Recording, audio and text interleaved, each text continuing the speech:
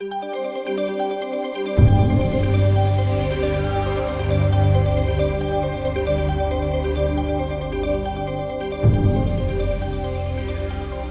all of that is within the quest. This is about emotional mastery. Okay, well, let's get right back into the exercises. Now, so far this week, I've asked you to play the game If I Ruled the World twice. One time, we did it just for fun, and we just kind of said anything we wanted, and we didn't censor ourselves, and we unleashed the full power of our creativity. The second time we played it, I had you go back to your childhood or go back to your moment of an origin story and put yourself in that place and play it again. Now today, we are going to change the game a little bit, but we're going to put you in the present moment and make it directly relatable to your quest. Now, instead of beginning every sentence with, "If I ruled the world," I want you to start every sentence with, "What inspires me about my quest?" or "What motivates me about my quest?" or "What I really love about my quest?" or any other spin you would like to put on the first part of the sentence. But it has to be related to your quest, and it has to be put in the positive about why it really charges you and why you are so dedicated to it. Okay, so I'm going to jump right in and play this. Again, I'm not censoring this. I'm not editing this. I am just going to go for about a minute, and then I'm going to stop myself, and then I'm going to give you 5 minutes to be able to do the same activity. What truly inspires me about my quest is that it's beyond me now. What truly inspires me about my quest is that it will inspire others to be able to make an income in 60 days or less, and then use the rest of that time to self-actualize themselves. What motivates me about my quest is that I get to use everything I've ever been in my life, even the things I failed at. What I really love and inspired by with my quest is the fact that I get to be a television producer again. I get to use my video skills. What I love about my quest is that I'm going to be a writer. I get to write some more, and I get to share my writing with the world.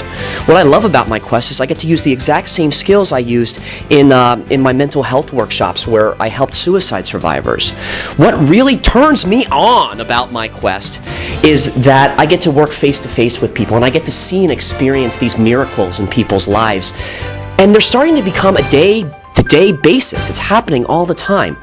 All right, so I'm going to stop there because I could probably go on for another half hour just saying, what inspires me about my quest. But now I'm going to turn it over to you, and I'm going to give you 5 minutes to do the same and get underneath the why about why this quest is so the right one for you. Okay, ready? 5 minutes, and go.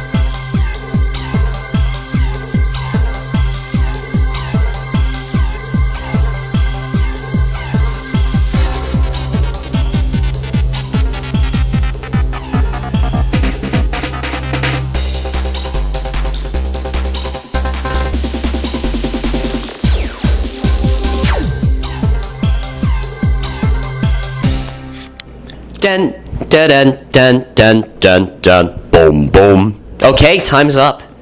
So, think about what you just said. I want you to reflect on it. If you have to, journal about it. What came up for you that might have surprised you? Was your subconscious communicating something to you that was even deeper about this quest? How do you feel? What do you see? What do you experience? What do you hear after really getting underneath your quest? And what inspires you about it? What motivates you about it? What turns you on about it? Okay, so I'm going to leave you with those thoughts today.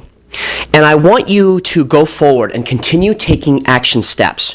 Remember, in this first week of Origins, this is the time for aggressive expansion.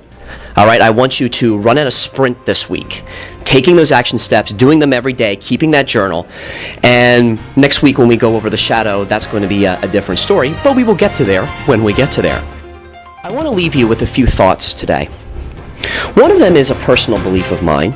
This is not something that I ask you to believe or require you to believe. It's just something I'd like to talk about. I'd like to, get out in the open and have you consider it as a possibility. I believe before we're born and where we go after we're done on this earth in physical form, call it death, whatever you want to call it, I believe we come from and go back to a place of pure creation. We are able to think of something and it manifests immediately, instantaneously. So we're really good at creating things very quickly. It's when we come into this life and we realize there's an emotional world and a physical world to master. It's a rude wake-up call, and we find that out very young. When we're kids, the sky is the limit. We can pretend things and they become real.